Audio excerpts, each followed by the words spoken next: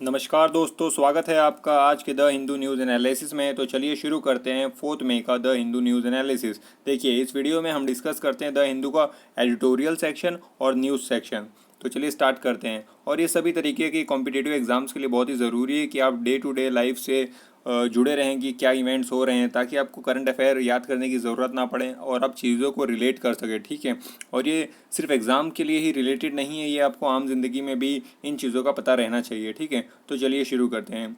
देखिए, अभी बात की जा रही, जैसा कि आप जानते हैं कि कोरोना वायरस कैसे फैला हुआ है, तो अभी हमारे इंडिया में भी देखिए 40,000 का आंकड़ा पार हो चुका है और 1300 के आसपास डेथ हो चुकी है। ठीक है, तो central health team to monitor 20 district को भी मॉनिटर करने वाले हैं। ठीक है, जहाँ पे सबसे ज़्यादा केसेस हैं। आप सब जानते हैं कि कैसे अभी जोन्स में डिवाइड कर दिया गया है भारत को, रेड जोन, ऑरेंज जोन और ग्रीन जोन। ठीक है, ग्रीन जोन वो है जहाँ पे पिछले 21 दिनों में केसेस नहीं देखने को मिले हैं। ऑरेंज जोन वो है जो रेड और ग्रीन में नहीं आते, और रेड जोन वो हैं जहाँ पे काफ़ी केसेस देखने को मिल रहे हैं, जहाँ डबलिंग रेट काफ़ी है। ठीक है, तो ये था कोरोना वायरस से रिलेटेड ये आर्टिकल कि डे टू डे क्या चल रहा है हमारे भारत में। और ये देखिए, अभी हमने देखा कि कुछ आतंकी हमला हुआ है हमारे जम्मू कश्मीर में, तो वहाँ पे हमारे जो सेना के बहादुर जवान थे, उन्होंने कैसे देश की रक्षा करते हुए उनको शहादत मिली है यहाँ पर। ठीक है, तो ऐसी दुखद घटनाएं भी देखने मिल रही हैं, जहां एक और पूरी दुनिया कोविड-19 से लड़ने में लगी हुई है, वहीं दूसरी तरफ ये पाकिस्तान की ओर से ऐसे कायरतापूर्ण हरकतें अभी भी जारी हैं। उनको ये नहीं दिखाई दे रहा है कि हमें कोविड-19 से लड़ना है, वो इन चीज़ों में अभी भी लगे हुए हैं। ठीक है, और ये देखिए, अभी जो हमारे जो सीडीएस हैं जनरल बिपिन रावत, उन्होंने कहा था कि कैसे अभी जो से हमारी सेनाएं हैं वो कैसे फ्लाई पास्ट करेंगी और कैसे हेलीकॉप्टर वगैरह से फूल वगैरह बरसा के हमारा जो हेल्थ सेक्टर है, कैसे जो इस कोविड-19 में फ्रंट वॉरियर के तरीके से लड़ रहे हैं, उनका एक रिस्पेक्ट पे करेंगी उनको। ठीक है, तो वो देखिए कैसे किया गया है। ऐसे जो मेजर मेजर शहर हैं पूरे भारत में, जो आप कह सकते हैं नॉर्थ टू साउथ और ईस्ट टू वेस्ट पूरा कवर किया गया है। ठीक है, तो ये एक अच्छी चीज़ हमने देखने को मिली कि कैसे हम अप्रिशिएट कर रहे हैं हमारे डॉक्टर्स को, हेल्थ वर्कर्स को, जो पुलिस डिपार्टमेंट है। ठीक है, सभी लोगों को। और देखिए, यहाँ पर अभी बताया जा रहा है कि जो केजरीवाल साहब हैं दिल्ली के सीएम, उन्होंने कहा है कि दिल्ली को थोड़ी बहुत रिलीफ दी जा सकती है। ठीक है, तो देखते हैं कि क्या रिलीफ मिलेगी या नहीं मिलेगी कुछ। और यहाँ देखिए, ये जो अभी जो श्रमिक एक्सप्रेस वगैरह चलाई गई हैं, जो श्रमिक स्कीम लाई गई है, जिसके तहत जो वर्कर्स फंस गए हैं उनको वापस से उनके स्पेसिफिक स्टेट्स में भेजा जा रहा है। ठीक है, क्योंकि आप सब जानते हैं ग्राउंड रियलिटी क्या है। बहुत सारे जो डे टू डे वर्कर है, जिनकी रोज़ी रोटी डे टू डे अर्निंग्स पे चलती थी, उनकी हालत बहुत ख़राब होते जा रही है। क्योंकि आज आप देखेंगे तो 2 महीना क्रॉस होने आ गया है इस लॉकडाउन को, और जिनकी अगर रोज़ी रोटी ही डेली की अर्निंग से चलती थी, उनकी सेविंग्स तो धीरे धीरे ख़त्म ही होने वाली होगी। आप अंदाज़ा लगा ही सकते हैं।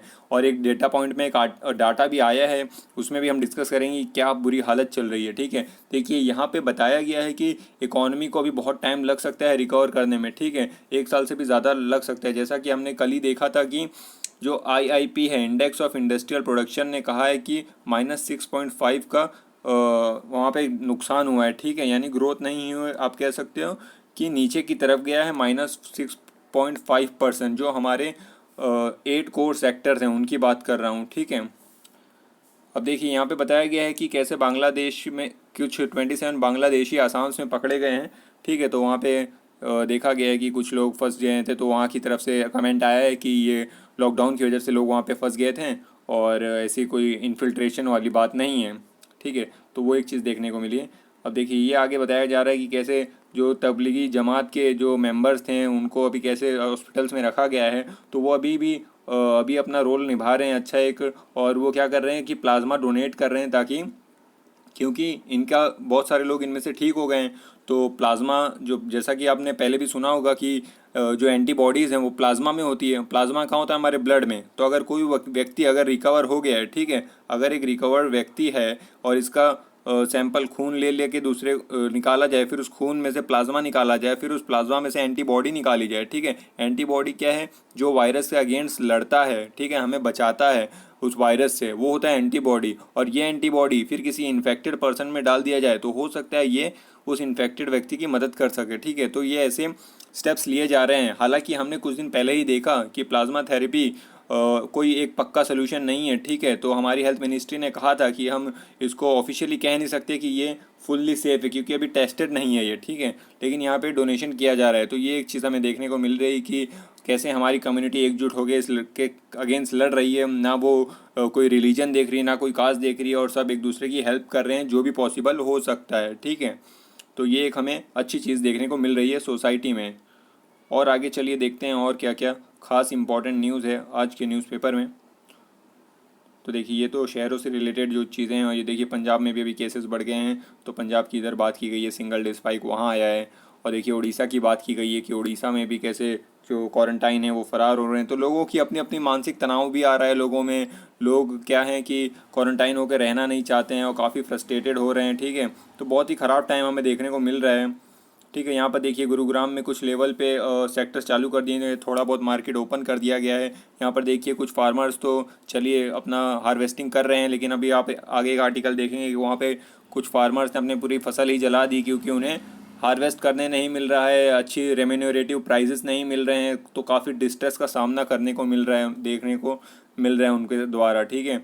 यहाँ पर देखिए बहुत ही इंपॉर्टेंट आर्टिकल है ये, अफ्रीकन स्वाइन फीवर के बारे में। तो देखिए अभी आसाम में देखने को मिला है, जो वहाँ के पिग्स हैं उनमें अफ्रीकन स्वाइन फ्लू देखने को मिला है दोस्तों, ठीक है। अभी देख रहे हैं एक तरफ जहाँ हम इस कोविड-19 से जूझ रहे हैं, वहीं आसाम में अभी जो अफ्रीकन स्वाइन फ्लू देखने को मिल रहा है पिग में। तो इससे जो पोर्क इंडस्ट्री है, जो आप कह सकते हो पिग के मीट के ऊपर डिपेंड करती है, ये इंडस्ट्री काफ़ी हर्ट होने वाली है। तो अभी आसाम सरकार ने कलिंग का ऑर्डर दे दिया है। कलिंग मतलब क्या, जितने भी पिग्स हैं उन सबको मार दिया जाए ताकि ये फिर वन पिग टू दूसरे पिग ना फैले, ठीक है। तो इसलिए कलिंग का ऑर्डर दे दिया जाता है। कभी भी ऐसी सिचुएशन होती है, आपने सुना होगा कभी बर्ड फ्लू वगैरह भी फैलता है, तो मुर्गियों को कलिंग का ऑर्डर दे दिया जाता है, सारी मुर्गियों को मार दिया जाता है, ठीक है। आप समझ गए, ये एक इंपॉर्टेंट कंसेप्ट है, आप याद रख सकते हैं। ज़रूर इसके बारे में सवाल बन सकता है कि अफ्रीकन स्वाइन फ्लू किससे रिलेटेड है, या आप कह सकते हैं ये क्या, ये वायरस है, बैक्टीरिया है, ठीक है। तो आप याद रख सकते हैं कि ये एक वायरस है, ठीक है। और इसके बारे में एक खास बात बता दूं कि ये एक डबल स्टैंडर्ड यानी डीएनए बेस्ड वायरस है, ठीक है। जैसा कि आप सब जानते होंगे कि वायरस जो जेनेटिक मटेरियल होता है दो चीज़ों पे बेस होता है, या तो आरएनए या तो डीएनए, ठीक है। अभी हमारा जो कोविड-19 है वो क्या है, वो आरएनए बेस वायरस है, ठीक है। लेकिन ये जो अफ्रीकन स्वाइन फीवर है ये एक डीएनए बेस वायरस है, ठीक है। और एक इकलौता ही ऐसा वायरस है जो डीएनए बेस है, ठीक है। तो आप इसको ज़रूर नोट करके रखिए, या फिर इसको आप रिवाइज़ करते रहिए ताकि आपके ध्यान से उतरे नहीं ये, ठीक है। चलिए आगे मूव करते हैं। देखिए सदर्न स्टेट की बात की गई है, कैसे यहाँ पे आंध्र प्रदेश में 1500 केसेस चल रहे हैं, कर्नाटका में 635 केसेस आ गए हैं, केरला में 499 केसेस है। केरला जो एक हमारे भारत का सबसे एग्जाम्पल वाला स्टेट है कि जो हेल्थ सेक्टर में बहुत ही अच्छा काम करता है, ठीक है, वहाँ पे भी 499 केस देखने को मिल रहे हैं। तमिलनाडु देखिए हालत ख़राब चल रही है, 3000 केसेस हैं, और तेलंगाना में भी 1000 केसेस हैं, ठीक है। तो ये हो गई सदर्न स्टेट्स की बात। आगे देखिए पिनरई जो विजयन साहब हैं, जो केरला के चीफ मिनिस्टर, उन्होंने कहा है जो गवर्नमेंट स्टाफ है उनकी जो सैलरी को डिफरमेंट कर रहे हैं यानी कम कर रहे हैं, ठीक है। तो वो एक अच्छा स्टेप है क्योंकि हमारे स्टेट के पास रेवेन्यू नहीं आ रहा है, क्योंकि जो पेट्रोल टैक्सेस होते हैं, जो अल्कोहल टैक्सेस होते हैं, इनके ऊपर जो चीज़ें टैक्स लगाई जाती है उसी से तो स्टेट को रेवेन्यू मिलता है, ठीक है। तो अभी स्टेट ओन टैक्स रेवेन्यू नहीं आ रहा है। क्या नहीं आ रहा है? State own tax revenue. तो हम खर्चा कहाँ से करेंगे, कहाँ से लोगों को फैसिलिटीज़ देंगे, ठीक है। तो ऐसे स्टेप्स लेने ही पड़ेंगे। तो ये बात बताई जा रही है पिनरई विजयन साहब द्वारा। और यहाँ पे बहुत ही अच्छा अमाउंट हेल्थ सेक्टर पे खर्चा किया जाता है। ये एक एग्जांपल वाला स्टेट है हमारे पूरे भारत देश में, ठीक है। और एक बात बता दूं, जो जीएसटी के कंपनसेशन होते हैं वो भी अभी तक स्टेटों को बराबर मिल नहीं रहे हैं। जैसा कि आप सब जानते हैं, पहले जब जीएसटी से पहले एम वैट या वैट हुआ करता था, वैट सिस्टम में क्या होता था, स्टेट्स खुद लगाते थे टैक्स और अपने अपनी अर्निंग करते थे, और जो सेंटर का हिस्सा होता था वो सेंटर को दे दिया जाता था। लेकिन जीएसटी आने के बाद ये एक आप कह सकते हैं वन नेशन वन टैक्स हो गया था, ठीक है। वन नेशन वन टैक्स हो गया था। इसमें क्या है, सेंटर पूरा टैक्स कलेक्ट करेगी और फिर जो स्टेट का हिस्सा है वो स्टेट को दे देगी, ठीक है। और एक बात बता दूं, जो 14th फाइनेंस कमीशन था उसके द्वारा जो 32% से बढ़ाकर 42% कर दिया गया था। हमारे जो स्टेट्स हैं उनकी जो आप कह सकते हो कि फाइनेंशियल जो अलॉटमेंट किया जाता है सेंटर द्वारा, ठीक है। तो पहले 32% किया जाता था, अब 14th फाइनेंस कमीशन जो वाई वी रेड्डी साहब द्वारा हेडेड था, उन्होंने 42% कर दिया था, ठीक है। तो आशा करता हूँ ये चीज़ें आपको समझ में आ रही होंगी, ठीक है। और अगर आपको कोई भी चीज़ें समझ में नहीं आती तो आप ज़रूर कमेंट बॉक्स में बताइए, मैं उसे और बेहतर तरीके से आपको समझाने की कोशिश करूँगा। यहाँ देखिए जो मैंने आपको बताया है कि जहाँ एक तरफ कुछ फार्मर्स तो चलिए अपना हार्वेस्टिंग वगैरह कर पा रहे हैं, तो वहीं दूसरी तरफ बहुत सारे फार्मर डिस्ट्रॉट में चल रहे हैं, ठीक है। बंद देखिए कुछ फार्मर्स ने अपना शुगर केन का क्रॉप जला दिया है कर्नाटका में। क्यों? क्योंकि बराबर जो मार्केट और फार्म का बीच में कनेक्शन ही नहीं है, ठीक है। सप्लाई ट्रांसपोर्ट ही नहीं है, तो वो चेन ही नहीं बन पा रही है और अच्छे रेम्यूनरेटिव प्राइजेस नहीं मिल पा रहे हैं फार्मर को, ठीक है। तो क्या मतलब है ऐसी फार्मिंग करके? देखिए इन्होंने 80,000 रुपये तक खर्च कर दिए थे और इनको रिटर्न में क्या मिला है? कुछ भी नहीं, ज़ीरो। पूरी मेहनत, पूरे पैसे बर्बाद। इसलिए भारत में फार्मरों की हालत थोड़ी ख़राब सी चलती रहती है। जहाँ पे आप देखेंगे विदेशों में फार्मरों को एक बिजनेसमैन की तरीके से देखा जाता है, वहीं भारत में अगर मैं आपको कह दूँ कि क्या आप एक फार्मर बनना चाहेंगे, तो कोई भी नहीं सोचता है कि मैं आगे चल के फार्मर बनूंगा, ठीक है। क्यों? क्योंकि इमेज ही ख़राब है, पिक्चर ही ख़राब है।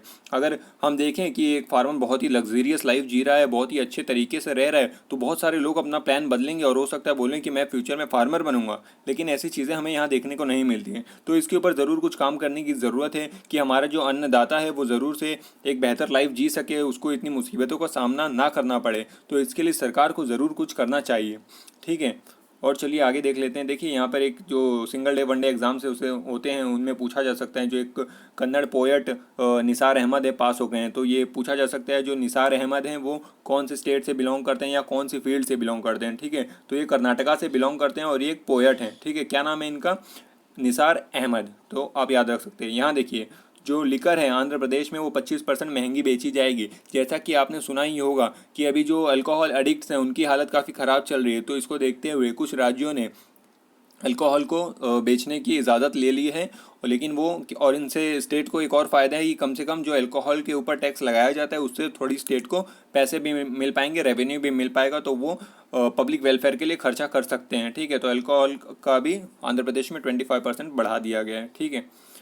और यहाँ देखिए कोबरा की बात की गई है, कभी एक एक्टर का एग्जांपल दिया गया है, हमारे लिए इम्पोर्टेंट नहीं है कि कैसे उन्होंने कोबरा को हाथ में लेके कैसे आप वीडियो वगैरह निकाल रहे हैं, तो एक गलत मैसेज दे रहे हैं, काफ़ी हार्मफुल हो सकता है, ठीक है। अब देखिए यहाँ पे पहले हम न्यूज़ एनालिसिस ख़त्म करते हैं, फिर इसके ऊपर आते हैं जो हमारा एडिटोरियल सेक्शन है, ठीक है। एडिटोरियल्स में भी आज काफ़ी कुछ इंपॉर्टेंट आए हैं, काफ़ी अच्छे आर्टिकल्स आए हैं। अब देखिए यहाँ पे बोला गया है जो सेंटर है रिव्यू करेगा हेल्थ सिचुएशन, ठीक है।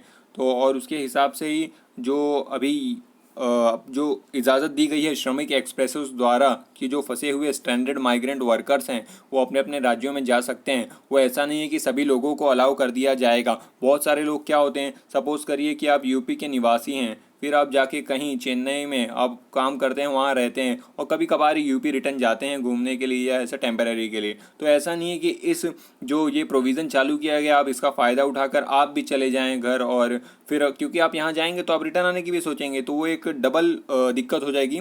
तो ये सिर्फ जो नीडी हैं, जो माइग्रेंट वर्कर हैं, जो सिर्फ यहाँ पे काम वगैरह करते थे या स्टूडेंट्स जो आके फंस गए हैं, उनको ही वापस भेजने का ये स्कीम है। तो इसके ऊपर भी एक चेक रखा जाएगा कि क्या आप सही में आपको इसका बेनिफिट मिलना चाहिए कि आप यहाँ पे सही में सर्वाइव नहीं कर पाएंगे, तो उस हिसाब से ही लोगों को भेजा जाएगा, ठीक है। वो एक बात बताई गई है। और देखिए जो जावड़ेकर साहब हैं उन्होंने अभी बताया है कि जो अभी एक प्रेस रिपोर्ट इंडेक्स आई थी, वर्ल्ड प्रेस फ्रीडम इंडेक्स, ठीक है। क्या? वर्ल्ड प्रेस फ्रीडम इंडेक्स 2020 आई थी, उसमें भारत को अभी जो रैंकिंग दी गई है, क्या रैंकिंग दी गई है? 142nd रैंकिंग दी गई है आउट ऑफ 180। ये रिपोर्ट कौन पेश करता है? तो रिपोर्टर्स विदाउट बॉर्डर, ये एक ऑर्गेनाइजेशन है जो वर्ल्ड प्रेस फ्रीडम इंडेक्स पेश करती है। ये हर साल पेश होते हैं ये रिपोर्ट।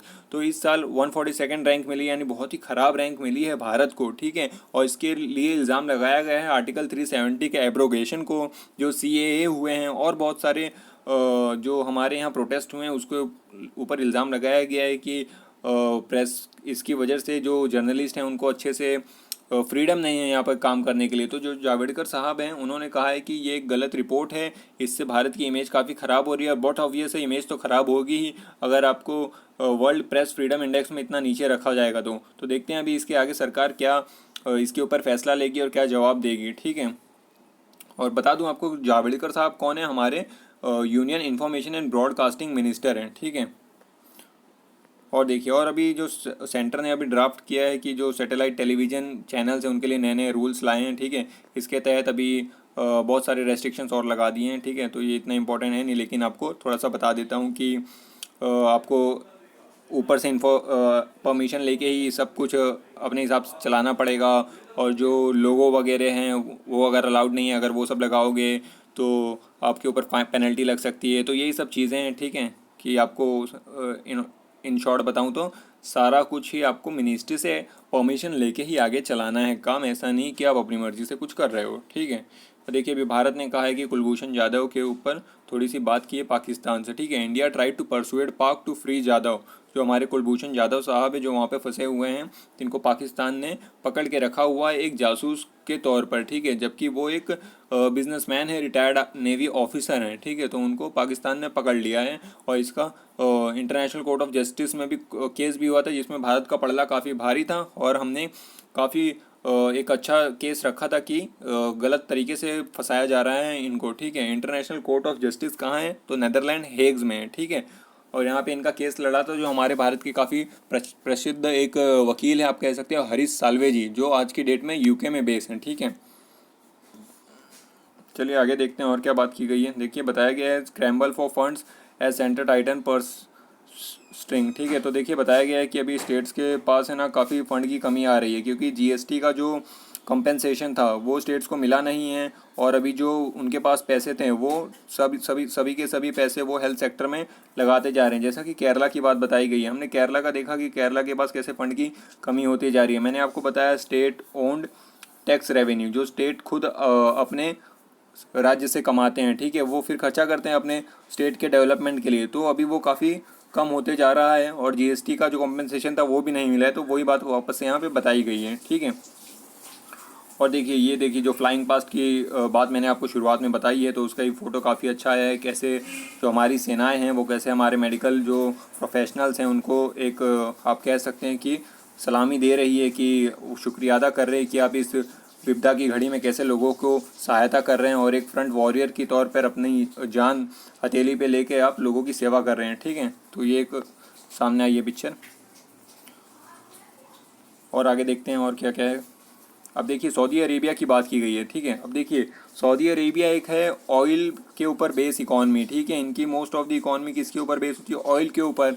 लेकिन अभी सऊदी अरेबिया का क्या इनिशिएटिव है, क्या उसकी सोच है कि वो डाइवर्सिफाई कर रहा है अपने सोर्सेज को, अपनी इकॉनमी को। और वहाँ पे इसी के साथ साथ जो वुमेन है उनको भी थोड़ी फ्रीडम देने के लिए अभी एक नई सोच सामने आ रही है, ठीक है। वरना तो आप सब जानते हैं सऊदी अरेबिया में वुमेन वगैरह को इतनी आज़ादी है नहीं, लेकिन अभी वहाँ पे काफ़ी लॉज लाए जा रहे हैं जिससे वुमेन्स को भी बेनिफिट हो रहा है, ठीक है। तो अभी इसमें बताया जा रहा है कि क्या सऊदी अरेबिया की जो इकॉनमी है वो गिर रही है।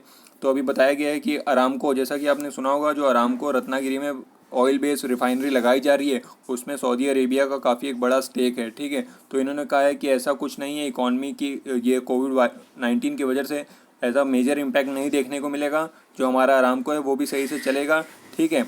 और जो अभी हमने देखा है कि सऊदी अरेबिया में काफ़ी इंडियंस हैं, उनके अगेंस्ट काफ़ी एक आप कह सकते हो कि कम्युनलिज्म फैलाने के लिए काफ़ी आप देखेंगे तो ट्वीट्स हो रहे हैं, फेसबुक पोस्ट आ रहे हैं। तो इसके अगेंस्ट में भी हमने बहुत सारे न्यूज़ देखे हैं। तो उससे क्या हमारे बायलैटरल रिलेशन कुछ ख़राब हो सकते हैं। तो इन्होंने कहा ऐसा कुछ नहीं है, ऐसा कुछ भी रिलेशन ख़राब होने की बात नहीं है। और क्योंकि इंडिया का भी आपने सुना ही होगा कि बताया जा रहा है कि काफ़ी इस्लामोफोबिया चीज़ें देखने जा रही है, यानी मुस्लिम्स के अगेंस्ट काफ़ी चीज़ें गलत चीज़ें हो रही हैं। ऐसा एक वर्ल्ड लेवल पे इमेज शो करने की कोशिश की जा रही है। तो इन्होंने ऐसा बोला है कि इससे भारत और सऊदी अरेबिया के रिलेशंस में कोई भी तनाव नहीं आएगा। अभी हमारा रिलेशन सही चल रहा है, ठीक है। चलिए आगे देखते हैं और क्या बात बताई गई है। देखिए त्रिपुरा ने अपोज किया है जो ब्रू के सेटलमेंट हैं उनके बारे में। जैसा कि आप सब जानते हैं जो ब्रू है ये कम्युनिटी कहाँ की है, मिज़ोरम की कम्युनिटी है, ठीक है। तो अभी क्या हो रहा था कि इनको त्रिपुरा में बसाने की बात की जा रही थी, लेकिन अभी त्रिपुरा वाले कह रहे हैं कि हमारे डेमोग्राफी के ऊपर इसका असर पड़ेगा और जो हो सकता है कि ये मेजॉरिटी में आ जाए और हम यहाँ के रहने वाले हैं, हो सकता है फ्यूचर में हम माइनॉरिटी बन जाए। तो ये काफ़ी आप कह सकते हो कि काफ़ी एक जेनोफोबिक डर लोगों में देखने को मिल रहा है, ठीक है। तो आप ब्रू का ये जो इशू है इसको याद रख सकते हो। चलिए देखते हैं आगे और क्या है। ये देखिए आगे आएगा अपना वर्ल्ड वाला पेज कि वर्ल्ड लेवल पे चीज़ें क्या चल रही है। देखिए अभी जैसा कि जो यूरोपियन कंट्रीज़ हैं, इटली वगैरह, वहाँ पे अभी थोड़ी रिलीफ देने की बात की जा रही है। ठीक है, आप सब जानते हैं कि इटली कैसे एक टाइम पे टॉप पे चल रहा था डेथ्स में। अभी जैसा कि हम सब जानते हैं कि यूएसए ने लीड ले ली है, वहाँ पे ऑलमोस्ट 12-13 लाख लोग इन्फेक्टेड हैं और 60-70 हज़ार लोगों की डेथ हो चुकी है। ठीक है, तो यहाँ पे एक थोड़ी सी रोज़ी पिक्चर आई है कि इटली ने थोड़े थोड़े अभी रिलैक्सेशन देना चालू किया। आप देख सकते हैं लोग कैसे बाहर निकल के थोड़ी बहुत एक्सरसाइज या जॉगिंग वगैरह कर रहे हैं। ठीक है, देखिए ईरान की बात बताई गई है कि ईरान ने अभी मॉस्क वगैरह रीओपन करने की बात कर रहा है। तो देखिए थोड़ा सा डिफ़िकल्ट हो सकता है क्योंकि हम सब जानते हैं रमज़ान का महीना चल रहा है, तो इसमें मॉस्क वगैरह जाना एक काफ़ी हमारी पुरानी परंपरा है। लेकिन अभी टाइम ही ऐसा चल रहा है कि एक गैदरिंग, मास गैदरिंग, थोड़ी सी दिक्कत का सामना हमें करना पड़ सकता है।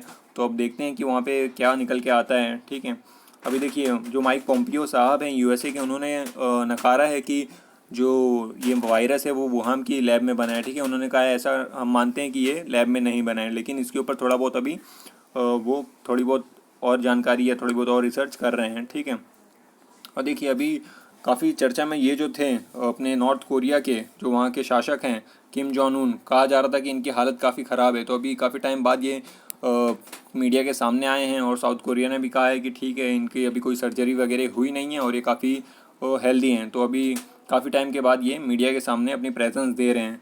लेकिन बीच में काफ़ी अफवाह उड़ गई थी, हो सकता है रियल भी हो कि इनकी हालत ख़राब हो, क्योंकि आप सब जानते हैं यहाँ पे उतनी फ्रीडम है नहीं, प्रेस को उतनी आज़ादी है नहीं, तो क्या ही पता क्या हो रहा हो और ये दुनिया को क्या दिखाना चाहते हैं। अब देखिए जो यूके के प्राइम मिनिस्टर हैं बोरिस जॉनसन साहब, वो आप सब जानते हैं कि ये भी अभी कोविड-19 से पीड़ित थे, लेकिन इनका इलाज हो गया और ये ठीक हो गए हैं। तो ये कह रहे हैं कि मेरे डेथ के बाद किसको रिप्लेस करना चाहिए था, कौन संभालता भाग दौड़, उसके बारे में भी प्लानिंग चल रही थी। तो काफ़ी एक सीरियस बात इन्होंने बताई है कि कैसे एक प्राइम मिनिस्टर जब इन्फेक्टेड हो जाता है तो उसको खुद को ही थोड़ा बहुत प्लानिंग करना पड़ता है कि अगर डेथ हो जाए तो कैसे देश को कौन आगे लेके चलेगा। ठीक है, तो वो एक बात बताई गई है।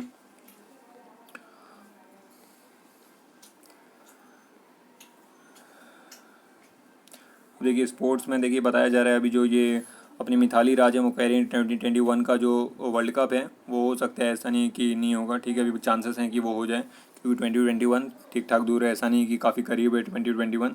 तो ये तो हो गई स्पोर्ट्स की बात। यहाँ देखिए अभी बताया जा रहा है कि भारत में हो सकता है कि जो टेस्ट किट है वैसा कुछ बना लिया जाए कि भारत की कंपनी ही कोई टेस्ट किट बनाए और हम टेस्ट कर सके इस कोविड-19 को। ठीक है, तो एलिसा नामक जो आपने एलिसा सुना होगा जिससे हम एड्स का टेस्ट करते हैं, तो वैसा ही कुछ उसी नाम से ही कोई एक किट बनाई जा रही है इनकी कंपनी द्वारा।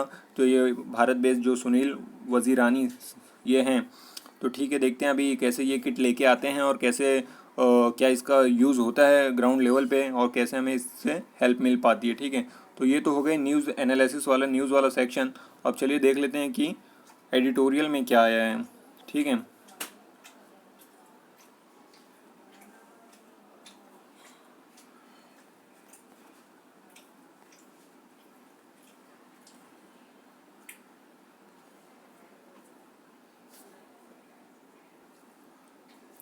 अब देखिए सबसे पहले मैं आपको कुछ डाटा पॉइंट दिखाता हूँ। यहाँ पे देखिए बताया गया है कि कैसे जो राशन की बात सरकार ने कही है कि वो राशन प्रोवाइड कर रही है लोगों को काफ़ी सब्सिडाइज रेट पे और काफ़ी फ्री में भी। तो यहाँ पे देखिए आंकड़े दिखा रहे हैं कि कैसे महाराष्ट्र में आप कह सकते हैं 95% ऑफ दी वर्कर्स को नहीं मिला है, 94% ऑफ दी वर्कर को आप कह सकते हो कि ये दिल्ली है शायद, हाँ दिल्ली में नहीं मिला है। फिर यहाँ देखिए हरियाणा में 92% लोगों को नहीं मिला है। तो जो ये बोलने की बात है कि हमने ये कर दिया है, लेकिन आप ग्राउंड रियलिटी देखोगे तो 90+% लोगों को नहीं मिल रहा है। तो आप समझ सकते हो क्या पिक्चर चल रही होगी। यहाँ देखिए कुक्ड फूड की बात की गई है, इसमें भी कैसे 75 to 80% लोगों को फूड नहीं मिला है। ठीक है, तो एक बात बताई गई। और देखिए यहाँ पे क्या दिखाया गया है, ये आंकड़े आप सुनेंगे तो आपको भी काफ़ी शौक लग सकता है। देखिए बात बताया जा रहा है कि कौन से कितने ऐसे माइग्रेंट लेबर हैं जिनके पास 100 रुपये से भी कम रुपए बचे हैं। तो आप देखिए महाराष्ट्र में ऑलमोस्ट 75 से 80% लोगों के पास पैसे ख़त्म होते जा रहे हैं, 100 रुपये से भी कम बचे हैं। तो आप इमेजिन कर सकते हैं कि हालत कितनी ख़राब चल रही होगी। ठीक है, तो अभी देखते हैं कि क्या, और बहुत सारी जगह हमने देखा है अभी जो श्रमिक ट्रेन चलाई गई हैं तो उसमें भी फेयर चार्ज किया गया है लोगों से, ऐसा नहीं है कि फ्री में उनको जाने दिया जाए। ठीक है, तो काफ़ी ख़राब परिस्थिति चल रही है जो हमारे माइग्रेंट वर्कर हैं, माइग्रेंट लेबर्स हैं। ठीक है, अब देखिए यहाँ पे ये वाला आर्टिकल डिस्कस करते हैं। ब्रिक्स के बारे में ये आर्टिकल है। जैसा ब्रिक्स को आप जानते होंगे, क्या ये ब्राज़ील है, रशिया है, इंडिया है, चाइना है, साउथ अफ्रीका है, ठीक है। ये ब्रिक्स देशों का समूह है, ठीक है। साउथ अफ्रीका कब ज्वाइन किया था ब्रिक्स को? 2010 में, ठीक है। 2010 में साउथ अफ्रीका इसमें जुड़ा गया था। उससे पहले ये क्या था? उससे पहले सिर्फ ये ब्रिक था। अब देखिए, जो न्यू डेवलपमेंट बैंक है, जिसे ब्रिक बैंक भी कहा जाता है, तो उसके मॉडल को काफ़ी सराहाया जा रहा है। कहा जा रहा है कि इससे कुछ सीखा जा सकता है और बाकी नेशंस भी इससे कुछ सीख के अपने यहाँ थोड़ी बहुत ऐसी ग्रुपिंग्स में ग्लोबल लेवल पे हेल्प कर सकते हैं नेशंस की, ताकि हम इस पेंडेमिक से रिलीफ पा सके, ठीक है। अब देखिए, भारत की बात की जा रही है, तो भारत ने, आप सब जानते ही होंगे, कैसे हाइड्रोक्सीक्लोरोक्विनीन ये पूरे ग्लोबल लेवल पे सप्लाई किया। हमने देखा यूएसए को सप्लाई किया, और भी नेशंस को हमने सप्लाई किया, ठीक है। तो उस फील्ड में हमारी तारीफ़ की जा रही है कि कैसे हमने यहाँ पे लोगों की मदद की, ठीक है। और आगे देखिए, अभी आगे क्या बात बताई जा रही है कि चाइना की बात बताई जा रही है कि चाइना ने भी काफ़ी एक बड़ा रोल दिखाया है। लेकिन आप सब जानते हैं कि चाइना तो इस मौके की तलाश में ही रहता है कि कहाँ उसको बिज़नेस करने का मौका मिल जाए और कहाँ वो अपनी इकॉनमी को ऊपर लेके चला जाए, ठीक है। क्योंकि हमने देखा था कि इटली ने, एक टाइम था कि इटली ने चाइना की मदद की थी ऑन ह्यूमैनिटेरियन ग्राउंड पे, ठीक है। यानी इंसानियत के लिए उसने फ्री मास्क वगैरह, या आप कह सकते हो जो ये एसेंशियल चीज़ें हैं, इसको भेजा था। लेकिन वहीं जब बात आई, जब इटली के केसेस काफ़ी बढ़ने लगे और चाइना ने जब ट्रांसपोर्ट किया, ये सब चीज़ एक्सपोर्ट की, तो चाइना ने उसके पैसे चार्ज किए, ठीक है। तो आप देख सकते हैं कि चाइना कितना आप कह सकते हो बिजनेस माइंडेड चीज़ें करता है, ठीक है। तो वहीं चाइना की बात की जा रही है कि चाइना कैसे चीज़ें सप्लाई कर रहा है, जो मास्क है, ग्लव्स है, जो ओवरऑल कवर्स हैं, ठीक है, जो टेस्टिंग किट्स हैं, ठीक है। तो चाइना की बात की जा रही है इसमें। और रशिया की बात की जा रही है कि रशिया ने अभी काफ़ी मेडिकल जो हेल्थ सप्लाई, जो डॉक्टर्स हैं, जो और भी जो हेल्थ प्रोफेशनल्स हैं, उनको सप्लाई किया है, ठीक है। उसका उसने क्या नाम रखा था? फ्रॉम रशिया विद लव, इस नाम से उसने ये कैंपेन चालू किया था, ठीक है। एयर मिशन उसने इटली वगैरह में भेजा है, ठीक है। तो काफ़ी जो ब्रिक्स नेशन है काफ़ी मदद कर रहे हैं काफ़ी दूसरे दूसरे नेशंस की। और जो साउथ अफ्रीका की भी बात इसमें की गई है कि साउथ अफ्रीका ने अभी जो बोला है कि जो अफ्रीकन यूनियन है उसमें उसको वही हैंडल करेगा जो हमारा पैन अफ्रीका है, इस रीजन को, और इस कोविड-19 से लड़ेंगे, ठीक है। तो ये सब देश काफ़ी अपने लेवल पे अच्छा काम कर रहे हैं। और लेकिन इसमें सिर्फ एक ब्राज़ील की बुराई की गई है कि ब्राज़ील में चीज़ें सही तरीके से नहीं चल रही हैं, क्योंकि वो क्या कर रहा है, वो इस चेन ब्रेक को करने के लिए, चेन ब्रेक करने के लिए कुछ स्टेप्स ही अच्छे नहीं ले रहा है। वो सोशल डिस्टेंसिंग फॉलो नहीं कर रहा है, लॉकडाउन कर नहीं रहा है। वहाँ पे आप देखेंगे कि अभी भी पॉलिटिकल डिस्ट्रेस चल रहा है इस कोविड-19 के टाइम पे भी, ठीक है। तो ये भी अभी इससे सीख लेने की ये बात बताई गई है, टाइम टू कोऑर्डिनेट एफर्ट, यानी मिलजुल कर एक एफर्ट दिखाने की ज़रूरत है, ठीक है। तो देखिए, एक बात बताई गई है कि having demonstrated their comparative strength as provider of humanitarian assistance and disaster relief, ठीक है। ह्यूमैनिटेरियन असिस्टेंस, समझ रहे हैं आपकी, इंसानियत के तौर पे हमें असिस्टेंस करना है, यानी मदद करनी है, और इस डिजास्टर से रिलीफ दिलानी है, ठीक है। तो वही बात बताई गई है कि brick country now need pool and coordinate their effort with WHO, Europe है, नॉर्थ अमेरिका, इन सब के साथ मिल के क्या हम कुछ कर सकते हैं कि हम इस ग्लोबल लेवल पे इस पेंडेमिक से लोगों को कुछ राहत दिला पाएँ, ठीक है। वो एक बात बताई गई है। और बोला गया है कि अभी जो इस Shanghai based new development bank है, जिसे हम ब्रिक बैंक भी कहते हैं, उसने कैसे अभी जो ब्रिक्स के नेशंस है, ब्रिक्स की कंट्रीज़ है, उनको $1 मिलियन का इमरजेंसी असिस्टेंस प्रोवाइड किया है, जिसमें चाइना को भी दिया है, भारत को भी, साउथ अफ्रीका को भी, और ब्राज़ील को भी। और इसने बोला है कि आगे अगर और भी क्राइसिस रिलेटेड असिस्टेंस देने के लिए तैयार है, $10 बिलियन तक का। तो आप देख सकते हैं कि काफ़ी अच्छा ग्रुप है, अपनी कंट्रीज़ को कम से कम इसने संभाल के रखा है और काफ़ी देशों की मदद भी कर रहा है। तो वही एक बात बताई गई है कि इससे आप सीख सकते हैं इस मॉडल से, ठीक है। तो काफ़ी अच्छा मॉडल है, काफ़ी अच्छा ग्रुप है। और भी अगर आप देखें तो इस टाइम पे जो ग्लोबलाइजेशन 1991 में शुरू किया गया था LPG रिफॉर्म के द्वारा, वो अब धीरे धीरे उसका अस्तित्व थोड़ा सा आप कह सकते हो ख़त्म हो रहा है। अब लोग क्या हो रहे हैं, काफ़ी प्रोटेक्शनिस्ट हो रहे हैं, अपने ही देश में काम करना चाहते हैं, दूसरी इकॉनमी को अपने देश में आना नहीं देना चाहते हैं, क्योंकि उससे इंटरेक्शन बढ़ता है तो ऐसे वायरस फैलने का चांस होता है। तो आप देख सकते हैं कि ग्लोबलाइजेशन अब धीरे धीरे स्लोबलाइजेशन में कन्वर्ट हो रहा है, ठीक है। तो वहीं दूसरी तरफ ये जो ब्रिक है, इसने काफ़ी अच्छा काम किया, तो वही उसका उदाहरण दिया गया है। अब इस कार्टून को देख लेते हैं। तो देखिए कैसे अभी लॉकडाउन 1, लॉकडाउन 2, लॉकडाउन 3 चल रहा है, तो उसको थोड़ा सा फ़नी वे में दिखाया गया है कि ये थोड़े थोड़े दिनों में लॉकडाउन 1, 2, 3, 4 चलते ही जा रहा है, पता नहीं कब तक चलेगा, ठीक है। ऊपर देखिए ये वाला आर्टिकल किस बारे में बात कर रहे हैं, ठीक है। देखिए, no relief for nowhere people, तो हमारे जो माइग्रेंट वर्कर हैं, लेबर हैं, उनके लिए तो कोई भी रिलीफ दिख नहीं रहा है, ठीक है। यहाँ पे बहुत सारे लोग अलग अलग राज्यों में फंसे हुए थे, उन्होंने सोचा होगा कि हो सकता है कुछ दिन में हमें रिलीफ मिल जाए, ये जो वायरस है ख़त्म हो जाए, लेकिन आप देख सकते हैं ऑलमोस्ट 2 महीना पार हो चुका है, लेकिन चीज़ें नॉर्मल होने का नाम नहीं ले रही हैं। तो इनकी हालत और ख़राब होती जा रही थी। तो अभी जो श्रमिक एक्सप्रेस वगैरह चालू करके इन्हें वापस घर भेजने का ये स्टेप लिया गया है, ठीक है। तो इनके बारे में ही थोड़ी बहुत डिस्कस किया गया है। वैसे तो आप सब बेसिकली जानते ही होंगे कि क्या हालत ख़राब चल रही है इनकी।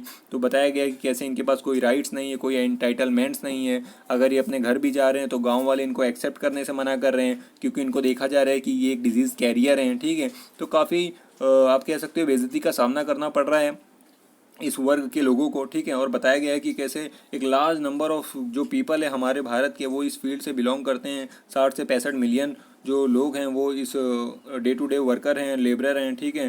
तो 40% तो माइग्रेंट हैं, ठीक है, कंस्ट्रक्शन लाइन में काम करते हैं, 15% एग्रीकल्चर में काम करते हैं। तो ऐसे कुछ आंकड़े बताए गए हैं कि कितने large number of the people इस फील्ड से जुड़े हुए हैं। और मोस्ट ऑफ द लोग इंटर स्टेट ट्रैवल करते हैं, एक राज्य से दूसरे राज्य चले जाते हैं।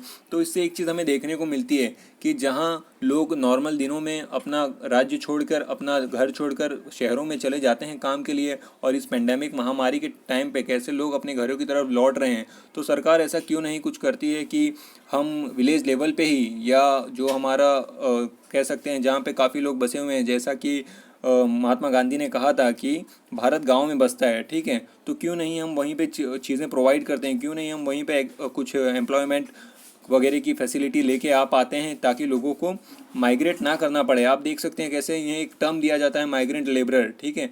क्या किसी को अच्छा लगेगा कि आपको वो बुलाए कि आप एक माइग्रेंट लेबरर हो, ठीक है। ये एक थोड़ा सा कैटेगराइज कर देता है लोगों को। तो ऐसी भी चीज़ें इनका सामना करना पड़ता है। तो इससे गवर्नमेंट को ज़रूर कुछ सीख लेनी चाहिए कि क्यों नहीं वो विलेज लेवल पे एम्प्लॉयमेंट प्रोवाइड कर पा रही है। जैसा कि अब्दुल कलाम साहब ने एक कंसेप्ट दिया था, पूरा का कंसेप्ट दिया था कि providing urban amenities in the rural areas, यानी कि जो शहरों में फैसिलिटीज़ हैं, अगर आप वो रूरल एरियाज़ में यानी विलेजों वाले एरिया में प्रोवाइड कर देंगे तो काफ़ी पिक्चर अच्छी हो सकती है हमारे भारत की, ठीक है।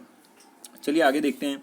देखिए, इसमें बताया गया है कि 4 Ds की बात की गई है, जो डर्टी, डेंजरस, डिफ़िकल्ट और डिस्क्रिमिनेशन, जो इनके साथ रिलेटेड है, ठीक है। काफ़ी डर्ट में रहना पड़ रहा है, काफ़ी डेंजरस लाइफ चल रही है, काफ़ी डिफ़िकल्ट सिचुएशन है, और अभी तो डिस्क्रिमिनेशन का भी सामना करना पड़ रहा है, क्योंकि चीज़ें सही से हो नहीं रही। हर जगह से उनको ना फूड है, ना मनी है, ना घर जा पा रहे हैं, घर जा पा रहे हैं तो वहाँ पे लोग एक्सेप्ट नहीं कर रहे हैं, ठीक है। तो काफ़ी चीज़ें ऐसी हमें देखने को मिल पा रही हैं। तो यही सबसे डिफ़िकल्ट वाला टाइम है इस सेक्शन ऑफ दी सोसाइटी के लिए, ठीक है। चलिए आगे देखते हैं और क्या बात बताई गई है। अभी देखिए, शिफ्टिंग द बर्डन की बात की गई है कि जो हमारी सेंट्रल गवर्नमेंट है वो अपना बर्डन कैसे स्टेट गवर्नमेंट पे शिफ्ट कर रही है, क्योंकि हमने देखा बहुत सारे जो ट्रेन चलाई गई हैं श्रमिक एक्सप्रेस, तो इससे चार्ज सेंट्रल गवर्नमेंट ने कहा है कि जो भी कॉस्टिंग होगी स्टेट वो खुद उठाएं। ऐसा नहीं है कि हम सेंटर प्रोवाइड करेंगे। तो बहुत सारे स्टेट के ऊपर ये कॉस्टिंग आ गई है। और वहीं बताया जा रहा है कि ऐसे जो मोस्ट ऑफ द लेबरर हैं वो उस राज्य से बिलोंग करते हैं जिनकी हालत खुद ख़राब रहती है, और ऐसे राज्यों पे अगर आप और फाइनेंशियल बर्डन डालोगे तो आप समझ ही सकते हो कि क्या ही सिचुएशन होगी।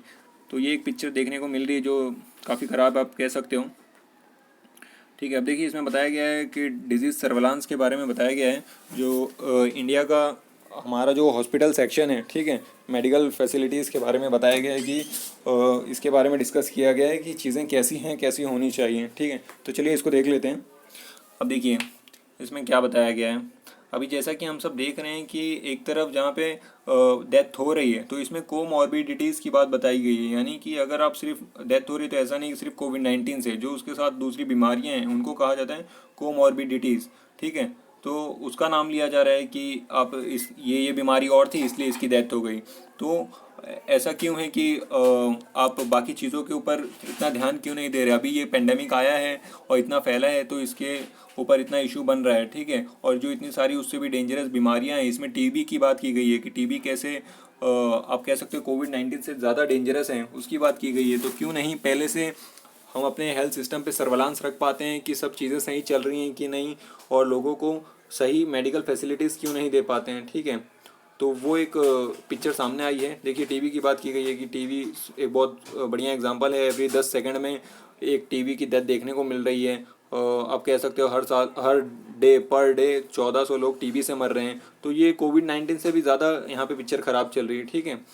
तो वही बात बताएगी कि कम से कम आप अपनी आंखें खोलिए और जो हमारा सर्विलांस सिस्टम है जो मेडिकल फील्ड में, उसको रिबूट करने की ज़रूरत है और इसको और बेटर बनाइए।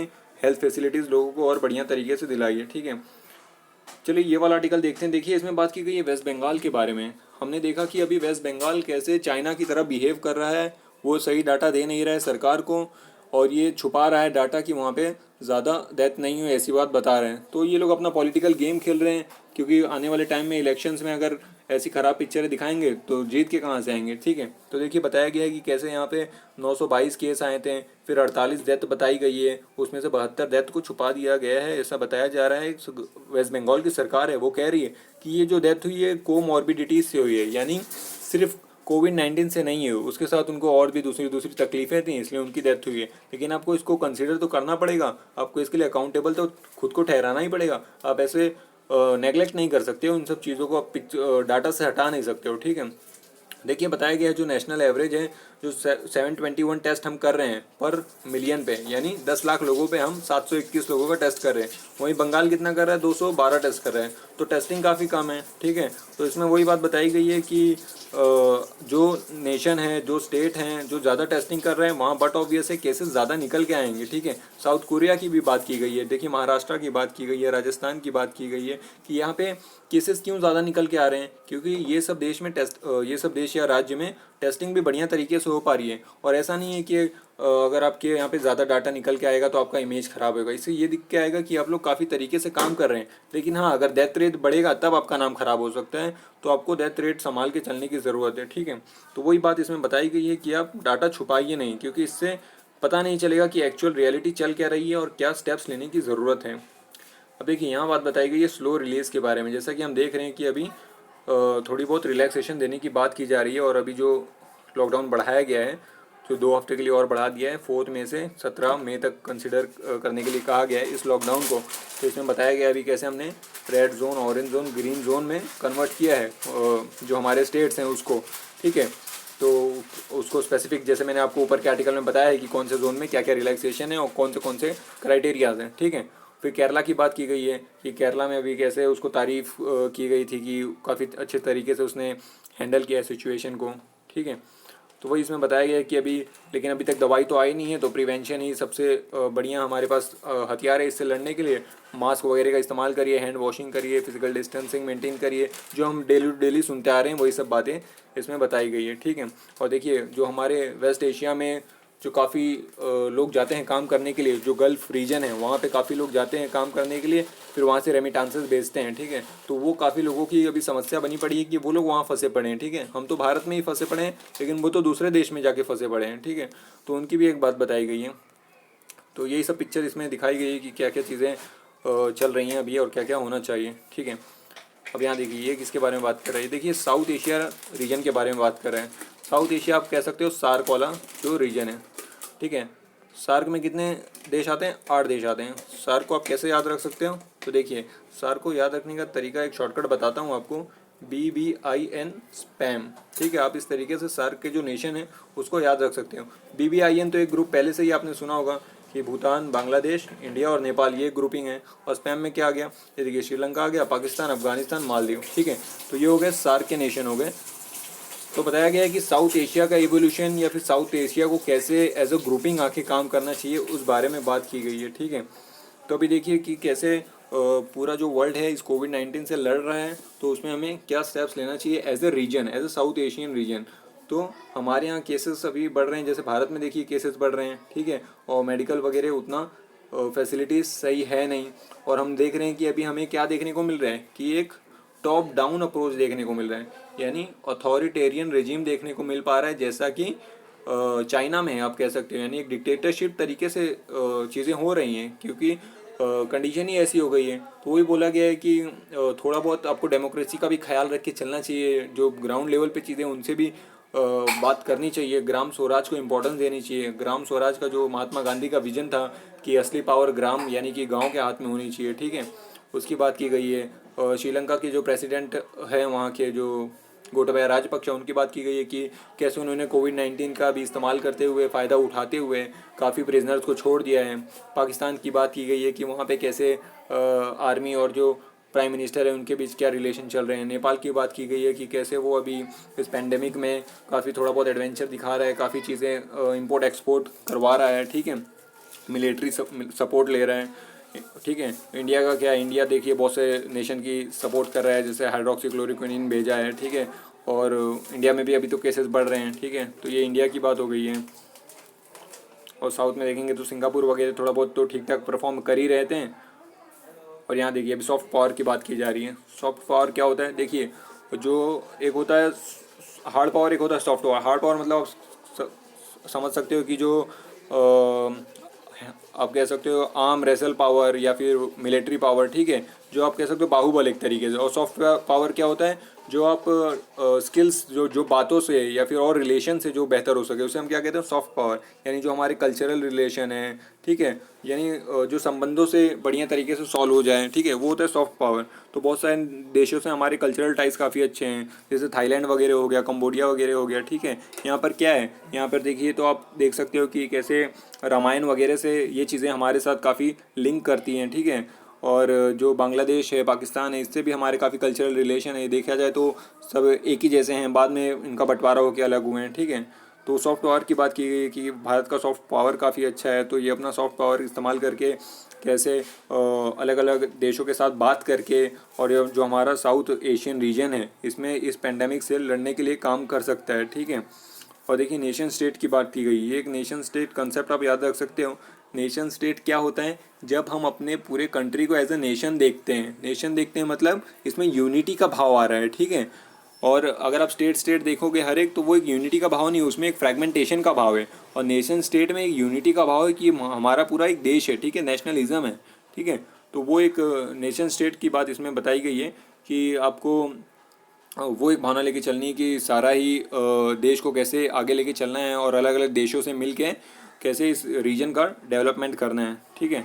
तो ओवरऑल इसमें यही बात बताई गई है कि कैसे साउथ एशियन रीजन एक ग्रुपिंग की तौर पर इस रीजन को इस पेंडेमिक से ट्रांसफॉर्म कर सकता है, और एक बेहतर सीख लेके आपस में भी बढ़िया रिलेशन तैयार कर सकता है। फ्यूचर में भी ये चीज़ें हमारे लिए बेनिफिशियल ही साबित होंगी।